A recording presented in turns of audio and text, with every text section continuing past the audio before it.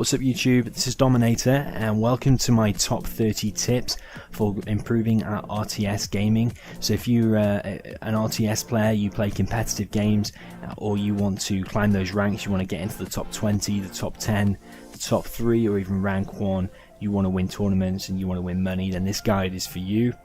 If you don't want to do one of those things, if you just want to play for fun, if you are a casual gamer, you just like to join the lobby whenever and you're not bothered about improving, then this guide is not for you. Okay, so just to let you know, about the first 11 tips are all about your gaming setup and things you can do before we actually go into the game, and then the last 19 of the tips from 11 to 30 are all about things you can do in game. So tip number 1 is a really nice simple one. Maybe not for some people, but it's to have a nice large clear desk. So I don't know how much room you've got in your wherever you play your computer, in your computer room or in your bedroom, wherever, but you want to have a nice large clear desk with loads of room so you feel comfortable, and a nice gaming chair as well. It doesn't have to be a gaming chair, but preferably one that has an adjustable height. Your desk all should have that as well, so you're not playing like too low, you're not playing too high, you feel 100% comfortable where you are playing, because when you feel comfortable, that's when you're going to be playing most efficiently. Like if I said to you, run across that field with your arms tied behind your back, and then I said run across that field and your arms are free, you're probably going to run faster with your arms free. So whenever you feel totally free and comfortable, that's when you're going to play the best. So get a chair. I went out and bought a chair specifically with the arms that raise up and down, so I can put my arm in where I feel the most efficient place. I also got a desk that's adjustable. It's a massive desk that I've got. It's 1.5 meters wide by 1 meter deep, and I just went out and bought that one day, and I feel so much better for it. I've got all my stuff exactly where I want it. I can move my keyboard, I can move my mouse, I can move my mouse mat, everything exactly where I want, so I feel 100% comfortable. Okay, so moving on to number 2, this is about your mouse, your keyboard and your mouse pad. So the reason I put these is because a keyboard, there's all these gaming keyboards, you can spend hundreds of pounds or hundreds of dollars online, but to be honest, a keyboard is a keyboard. I don't know about these mechanical ones and the other type, but to be honest, a keyboard is a keyboard, and it doesn't really make that much difference in my opinion. You don't need all these macro keys and stuff. As long as you've got a standard keyboard is fine. Mouse pad, you want a nice large mouse pad. I've just been out recently and bought one of the cloth ones. It's quite big. It's like 45 centimeters wide by 45 centimeters tall, and the mouse glides over it really nicely, and it doesn't get to a point where I feel like the mouse is struggling to go over it. Like previously I had a hard one, and sometimes I went over like a rough patch, and it just didn't feel smooth enough. So I've been out and bought a cloth one, and now my mouse glides over it nice and smooth, and no matter where I move it, I've got loads of room, and I feel 100% efficient holding my mouse. Moving on to the actual mouse itself, I prefer to get a small mouse. So I used to have a huge one, and I didn't really feel that efficient moving it around and trying to micro things in RTS games. So I went out and I personally tested about 10 mice in the shop. I put my hand over it and felt if I liked it or not, and I went out and bought mine. It's quite a small one considering some of the other ones like the Razer Blackadder or whatever it's called. I thought that was too big, so I went out and bought a Roccat one. Mine is a Roccat Cone Pure. It's quite expensive, but I liked it, and I wanted to spend that much, so I just went out and bought it. You don't really need all these fancy buttons and stuff on it. I mean, you can do, but you just pay more for them. I never find myself really using them. I always use just the standard keys, the standard buttons. Always play with a wired mouse. You never want to play in the wireless because there might be a slight delay, or some of them only allow you to do 2 or 3 commands at the same time, and if you press a 4th one at the same time, sometimes it can either lag or the 4th command might not even work. Make sure you have good pads on the bottom of your mouse as well, so it glides over your mouse pad really easily. I actually went out and for my older mouse, I went out and bought new pads for the bottom of it, and as soon as I put them on, the mouse started moving a lot easier than my old worn out pads. So yeah, that's tip number 2. So moving on to tip number 3. Tip number 3 is about your sound. So you want to always play on a headset. Never play on speakers, always play in a headset, because you can get a better sound and you can hear more things through your headset, and it's like you're locked away and you're not distracted by outside sounds, especially if you get like those noise cancelling ones.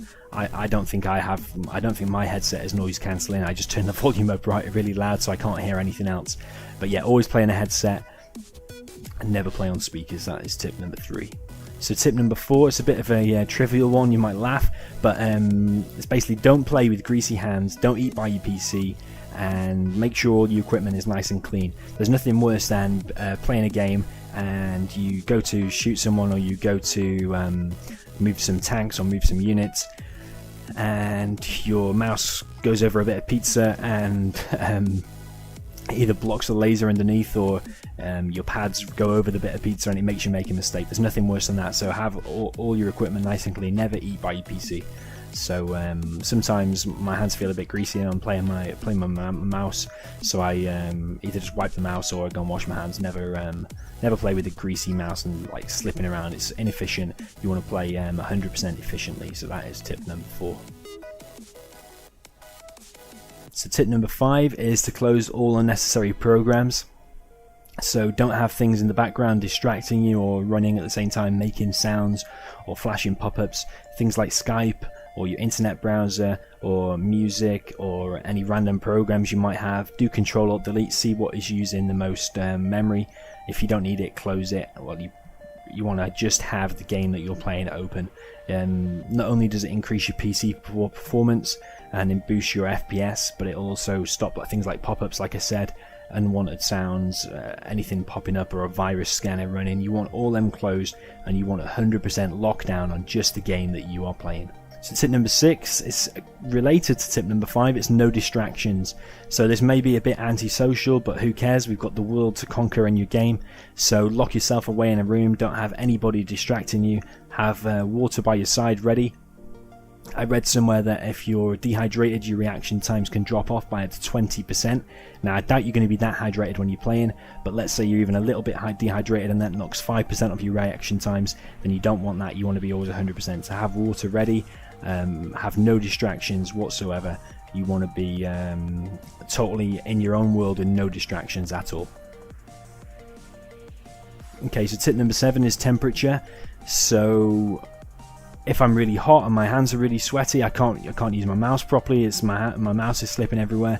If I'm too cold, my hands can't move quick enough, and I don't feel like I can micro as well. So you always want to be at a nice room temperature. I actually went out and spent £10, which is probably like $20 US, I think, on a little desk heater and a fan combo. So when I'm too hot, I can put the fan on. When I'm too cold, I can just quickly put that on. I think it uses quite a bit of power rather than just putting the heating on in your house, but just gives you like a temporary quick 5-minute boost of warmth, and suddenly you're warm again. Never play with cold hands, and never play with really sweaty hands like in the summer. If you're really hot, open some windows or something and get that temperature down, because again, you want to be playing at your maximum efficiency. So moving on to tip 8 then, this is actually getting into the game now itself. So this is graphics and resolution. So personally, I play the game I play, Command & Conquer, on 1920 by 1080p. So that's widescreen, so I can see more things going on the screen, and I think it feels slightly more zoomed out, so I can see more stuff that's going on. However, the main thing is you want to adjust your settings or your resolution to one that allows your computer to run that game smoothly and allows you to have a good frames per second, because any lagginess, or if it's jittery or it crashes or anything like that, it's all going to distract you. So you want to get a nice solid game settings that allows you to play your game nice and smoothly. Tip number 9 is game brightness. So this is, you might think this is a bit of a weird one. However, in RTS you'll often come across a map where it's a really dark map, and if you have your brightness turned all the way down, you are not going to see things that a player is going to be able to see with their brightness turned all the way up, so they're an advantage. So my tip to you is to turn your brightness right up. So personally, whenever I play a game, no matter what game I play actually, I always turn my brightness so it's on 90% brightness. It's nearly on max. I don't play it so my eyes are hurting or I have to squint to look at the screen or wear sunglasses, but I turn it right up to the max so I can play it enjoyably, but I can also see things that might be difficult to spot on like the duller maps. You want to be able to see everything. Also, if you've got any sunlight on your screen, that's bad because you won't be able to see as well. So maybe close one curtain or close both curtains and make sure you can see your screen 100% and the brightness is correct to what you feel comfortable. Tip number 10 is about sound effects and music. So any unnecessary sounds or music in your game that are just there for your entertainment and not for game purposes, you want to turn those right off. Not to 10%, not to 20%, to 0. Get them off. They are just a distraction and they're there for your fun. You're not there to just enjoy the sounds. You're there to win games and to become a better player. So get those sounds off, get music off, because it helps you hear the other more important sounds. Like when a stealth unit has been detected, you can hear that rather than having the game music blasting out at you, just distracting you and stopping you from playing your best. So tip number 11 then, it's kind of going back to setup, but it's internet connection. So if you're on a really bad service provider and they're giving you really poor internet and that's causing you to crash out of games or disconnect, then if it's possible for you, change provider and get a better internet connection.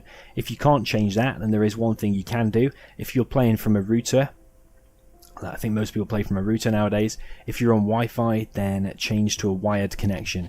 So there's nothing worse than playing on the Wi-Fi and it's lagging you around sometimes, or it's not always 100% reliable. A wire is going to always be better than a wireless connection. So in my house I actually have a massive, I think 30 meter or 50 meter cable going from my router all the way into my carpet, all the way up the stairs and to my room, to my computer. And I've never looked back. I've never looked back to Wi-Fi because a wired connection is so much more reliable and efficient and quicker than a Wi-Fi connection. So tip number 12, this is where we start getting a bit more serious and into the game that you're actually playing. This is one that you can go away and it's like a little bit of homework. You need to learn all of your hotkeys for the game you're playing. Learn every single one. If there's one hotkey that you don't know, go away and learn it. I can guarantee you there will always be something that you don't know. So the reason you want to learn hotkeys is because using the mouse, going down to the bottom of the screen, clicking a unit and then moving it back up, you may think that only takes a little bit of time, but I can assure you it's about 1/10 of the time to have your left hand on your keyboard, or sorry, your right hand if you're left-handed. Have your hand on that keyboard and press the key. It is quicker than using the mouse and it is more efficient. So learn all of your hotkeys if you want to be the quickest. If you want to be the best at this game, you need to go away and learn those hotkeys. So tip number 13, it's kind of linked to the previous tip. It's about changing any hotkeys that you don't feel comfortable with. So in Command & Conquer that I play, there are certain hotkeys that aren't located near where I leave my hand and where the majority of other hotkeys are. So I deliberately went in and chose those hotkeys and I changed them to a different key, a different free key that I wasn't previously using, and that is more efficient and more quick for me to select. So tip number 14 is build orders. You basically want to learn every build order in the game that you play. So if you can think now of a replay that you've ever watched and you've seen a build order that you don't know, turn the video off now, go and find those replays, all of them, and learn every single one of them. And don't just watch them and then load into a game, a little practice game in sandbox mode, or versus the computer, or versus a friend, and replicate that build order. And if you get to a point where you forget what the rest of the build order is, turn it off at that point, watch the replay that you're copying again, and then go back into your own game and copy it until you know it 100%. Once you've done that, then you want to start adapting it and adjusting the build order to your own. So it's always better to create your own build orders than to copy people. So come up with your own ideas, innovate, be creative. A person who's copying a build order is always going to lose to the person that created that build order, because the person who created it has adapted it and they know why it works. The person who's copying it doesn't know why it works, they just know it works. So the person who created it will be able to adapt it, and if situation gets bad, the person who created it is going to be able to going to be able to do better in that situation. So you want to create your own and understand why build orders are good, and you basically want to learn everything. You want to have 2 or 3 build orders ready for every matchup at least. So don't just have one build order ready for a certain matchup. You want to have 2, 3, 4 or even 5 build orders at least, and always create your own. Like I said, be innovative, be creative, and don't just copy, although you can copy. Just be creative and do your own build orders. So tip number 15 is to always have a clear plan when you're loading into a game. So no matter what game you play, that before, when you press accept and when you're loading into that game, there is always like a 5 to 20, depending on what game you're playing, there's always between a 5 and 20 second time delay before you actually jump into that game. And in that time, that is your thinking time.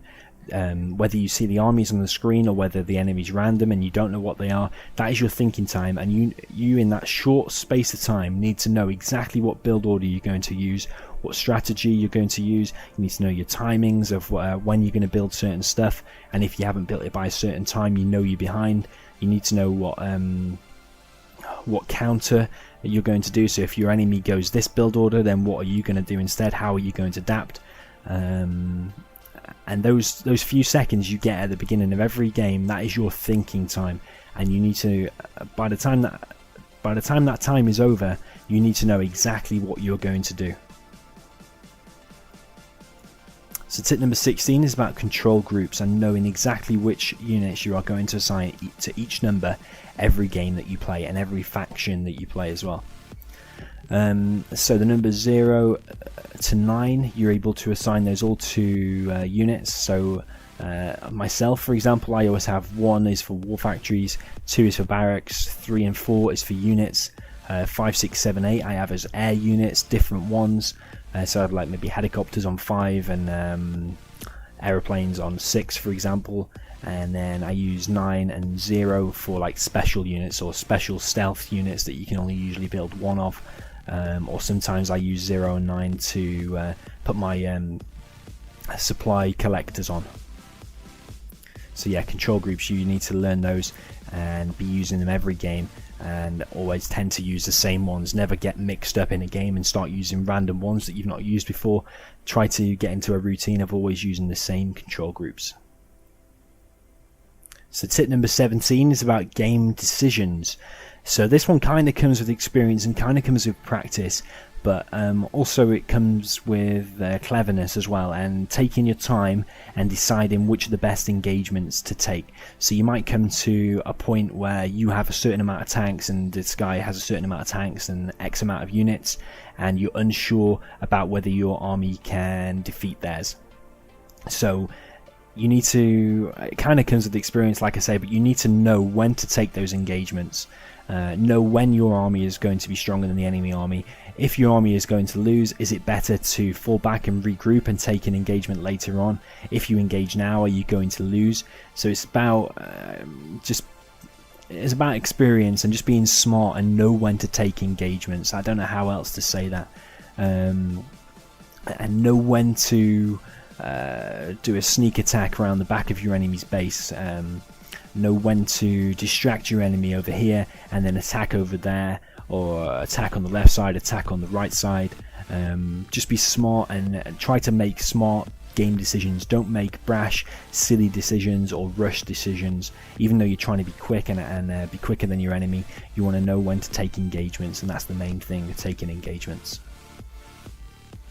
So tip number 18 is about using a sandbox mode. So this can be a little boring and a little bit tedious, and you can find it of no benefit whatsoever, but I can assure you this will help everyone. So you need to know, take time out, take like an hour out, set yourself an hour aside and learn what units kill what units. So for example, how many aircraft shots does it take to kill this tank? How many tank shots does it take, or how long does it take this tank to kill this building, for example. But more specifically, what units kill what units in how many shots. So you may think that's boring, and you may think that takes a long time and it's no fun, but once you've learnt those things, they will stick with you, and you'll probably never forget those things. And that will help you in every game going forward. So just take time out, do a little bit at a time, maybe learn a few things at a time, until you know exactly what units kill what units and in how many shots. If you think you know everything right now, then think to yourself, think of a random unit and think of another random unit and ask yourself, do you know how many shots that unit takes to kill that other unit, and how many of them does it take in one shot to kill that other unit? And if the answer is you don't know, then you need to go into sandbox mode and you need to test that right now and learn it, because the best players are going to know everything, so you want to be the best, and you want to have the most knowledge. Tip number 19 is about knowing the game maths. So this is kind of related to the previous tip, however a little bit more boring and a little bit more tedious, but I can assure you it will help you. So if you're able to go online and look at some statistics, or if you're able to go into the games directory and open up some files and read it manually, yes, it'll take some time, but you'll learn some stuff. The kind of things you want to be looking at is how much damage does a different unit do to a different type. When a unit gets ranked up, does it gain any armor advantage? Does it gain a strength versus another particular type of attack? Does it gain increased hit points? Does it gain increased damage? Does it gain increased range? If there's anything you're unsure about, you don't really need to do this for every single unit, although if you're really hardcore you can do, but at least learn it for the most common units that you see in most matchups, and honestly that will help you. So tip number 20 is about micro. So some people are just naturally skilled and good with micro, however you can train and train and train and you will become better at it. So try to have perfect micro. So imagine you're a supercomputer when you're playing and you don't want to make any mistakes at all. Don't lose units stupidly for no reason, don't waste things, always be maximum efficiency. And let's say you open up a game and you lose a tank for no reason, it's important to be angry with yourself. It may sound stupid, be angry with yourself when you lose a unit like that. That should not ever be happening. You always want to play the best, and if it's a 1 versus 1 situation, a particular unit versus another particular unit, you always want to be able to outmaneuver your enemy if that game allows it, or if that unit allows it, and you want to be able to win those engagements one-on-one. So yeah, number 20 is to have perfect micro where possible. Okay, so tip number 21 is about macro. So macro is different from micro. So macro is about doing loads of multiple different things at the same time. So building up your base, expanding all around the map, and not just focusing on one particular unit or a group of units, which is micro. Macro is about the whole map and how fast you can expand, how quickly you can take money, how fast you can build base defenses while also moving multiple armies around. So it's kind of multitasking, but it's about building up your base, building up a strong force, about producing units. It's everything other than micro, basically. So tip number 22 is multitasking. So it's similar to macro, but this is a bit of a mixture between micro and macro. So for any StarCraft 2 players, you'll probably know a player called Polt, and he's probably the most successful RTS player, maybe of all time, of all RTS. Maybe that's debatable, but he's at least in the top 5 if you ask me. And even if you don't play StarCraft 2, go on YouTube and watch a video of his screen and watch how his multitasking is. So he is renowned for having 2 or even 3 armies, different armies on the screen at different positions, and he has them on different control groups, and he quickly taps between all 3 of them, and he can take 3 engagements at the same time. So if you've never heard of this guy before, go on YouTube and watch his screen, and then go into the game that you play, whether it be StarCraft or whether it be Command & Conquer or another RTS game, and practice having 2 or even 3. 3 is really difficult though. At least you want to be playing with 2 and have them on 2 different control groups, 2 different armies, and you want to practice micro in those 2 units or 2 groups of units at the same time. The quickest and most efficient way to do that is to have one of your armies on, say, control group 1 and the other one on control group 2, and double tap that number. And the majority of games that will flick to that army, you can give them a command like a, say, attack move, then you can double tap 2, for example, and then you can control that second group. So that's probably the most efficient way. If you're really good and you can do that already, try doing it with 3 armies, which is really difficult. Or if you're even super good, if you're a machine, then you can do it with 4. So moving on to tip number 23 then. This is about mindset. So you need to basically know in your head that you can and you will win the game you are about to play. So if you go into a game and you know you're going to lose, you know that the enemy player is 10 times better than you, then you've already lost, and you might as well not even play that game. So if you're at top level and the player you're about to play is at the same level as you, but you have a little bit of doubt, he might be better than you, then if you have any bit of doubt, then you probably already lost. You want to know 100% in your mind, get it into your mind, that you can and you will beat that player. So this one's all about mindset. Tip number 24 is willpower. So you may think this is similar to the previous tip, but it is different, because sometimes you might be playing against a player and you might know in your head that you are better than that player. You might have beat them 100 times before, but at that moment in time you're lacking willpower. So let's say you're tired or you can't really be bothered playing, then if you feel like that, then chances are that the enemy, even though they might be a worse player than you, they're going to have a good chance at beating you. So if you feel like that, if you really can't be bothered playing or you're too tired, just take a break, play later or play tomorrow. Just turn it off and play a different time, because that's not the time to play. If anything, if you're playing against a player that's the same level as you, all you're going to do by losing those games when you can't really be bothered playing is just give them confidence to beat you another day. So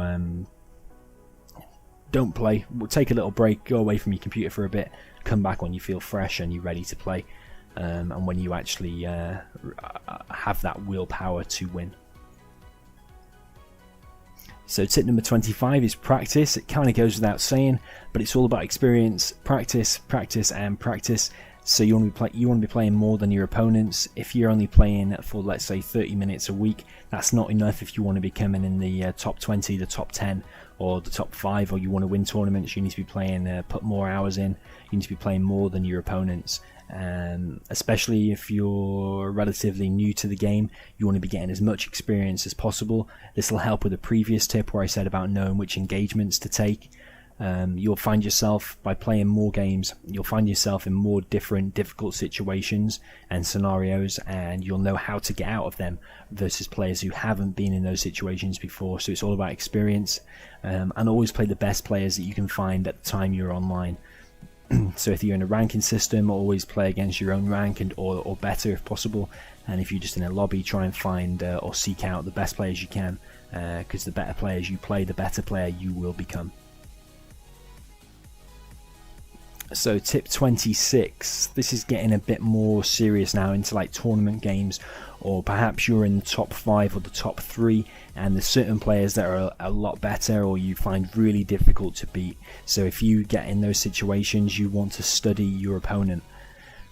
So watch their replays, watch every game. Any games you lose, watch them back, store all the replays and then watch them back. Do they tend to do the same build order every game? Do they tend to do the same strategy every game? Is there certain things they always lose against? You want to watch them, study them, learn everything and take note of everything they do, and use that to your advantage. For example, if they always go a certain build order with a certain faction, you always want to do a counter to that. You want to capitalize on their mistakes or what they're doing, what you've picked up, and you want to study them to the max. Okay, so tip 27 is about warming up. So if you're about to play versus a really hard player, or you're about to play in a big tournament, you want to be warmed up before you play those games. So even if it means you loading up a skirmish or versus the computer a few times, are you making mistakes in the first few minutes, even versus the computer? Are you making mistakes? Are you doing a misclick? Are you being quick enough? If you're not, then reboot that skirmish or that versus that computer or versus a friend, and keep doing it a few times until you're feeling quick enough, until you're feeling on your top form. So always warm up before big games. Tip 28 is a little bit contrary to the previous tip. You want to relax. So if you're playing in a big tournament for the first time, or you're playing a really high ranked player, a really well-known famous player, then try not to get nervous. Just relax and know that you can play the game, and you're just going to do what you are going to do. Play what you know. If you're nervous, you're just going to make mistakes. And sometimes I actually find that listening to your favorite music before you play some games helps you relax and helps you get in the mood for playing some games. So you just want to be 100% relaxed. Don't get nervous, because you're just going to lose and you're just going to make mistakes and you're going to play worse. Even if it means taking 5 deep breaths before you start a tournament, just try and relax and play what you know. So tip 29 is to mix it up. So like I said previously when I said study your opponent, so your opponent is probably also going to have studied you, so you don't want him to be able to capitalize on that. You want to mix it up, so don't do the same thing every time. Do a different thing. If you've done the last 3 games, you've done the same build order every time, is he going to expect it a 4th time? It probably is, so do something different. Make yourself unpredictable. You want to be able to win that mind game of knowing what your enemy is going to do and what your enemy is thinking that you're going to do. So let's say you are the most unpredictable player and you do a different build order every time. You've just done one build order and you've won. Is he going to now expect something different because you usually do that? Then yes, he probably is going to expect something different. So maybe that time you do the same thing again. So just that once, and then it'll throw him off and he'll be confused, and then you'll change it up and do something different the next game. So make sure you're unpredictable every game. You don't want your enemy knowing exactly what you're going to do. You want to be able to always mix it up and confuse them and throw them off their game. So last but not least, tip number 30 is never give up. No matter what happens in your game, even if you've just lost, even if you were just winning massively and you've just gone to thrown away your whole army and you think it's all over, never give up. Just carry on. Imagine you've just loaded into a game and you're on hard mode. It's a computer setup simulation and you've just put yourself in that situation and you've got to try and get out of it. Imagine that has just happened and your mission is to try and get out of that situation. So never give up. Play to the last building, play to the last unit on the map, and play till the computer forces you out and it says game over. You can't continue anymore. Don't press that escape key and press exit or surrender or disconnect. You play until the very last man. Okay, so that's all my 30 tips. I just want to explain one last thing, and that is genetics. So some people are going to genetically have quicker reactions than other people. Some people are going to have better eyesight than other people. Some people are going to have better hand-eye coordination. So therefore, some people are going to be better than computer games than other people. For example, I've seen on the internet that you can have like less than a 10-year-old, like a 7-year-old playing chess and like beating like the top 10 chess players. That's because their mind is genetically superior at chess to other people. For example, the Koreans at StarCraft 2, if you're looking at the top 20, probably 90% of them are Korean. Yes, they have all the game houses and a lot more money gets put into RTS over there, but some of them are just like so quick, because I think that the Asian group of people they just have quicker reactions, or they have quicker hand-eye coordination. If you look at table tennis, just type into Google table tennis, you'll see that the top 10 players are 90% Chinese. Maybe Chinese players should play RTS games, because their hand-eye coordination in table tennis seems to be so crazy. Maybe that part of the world are just genetically better at table tennis. Also, you could have 100-meter runner like Usain Bolt. He's the quickest man in the planet, who's ever run 100 meters quicker than anybody else that's ever walked the planet. Most people, or well, everyone, if everyone trained, you'd probably never be able to run as quick as Usain Bolt, because he's genetically superior and his legs are better at running than other people. So some people are going to naturally be better at computer games than you. So I want you to use these 30 tips to try and minimize that gap, to try and close that gap and be better at RTS games. So yeah, that's all my tips then for today, and all the best for gaming, and I hope you use this to become better at RTS and climb those ladders and get to rank 1, win those tournaments and win some money. So yeah, thank you.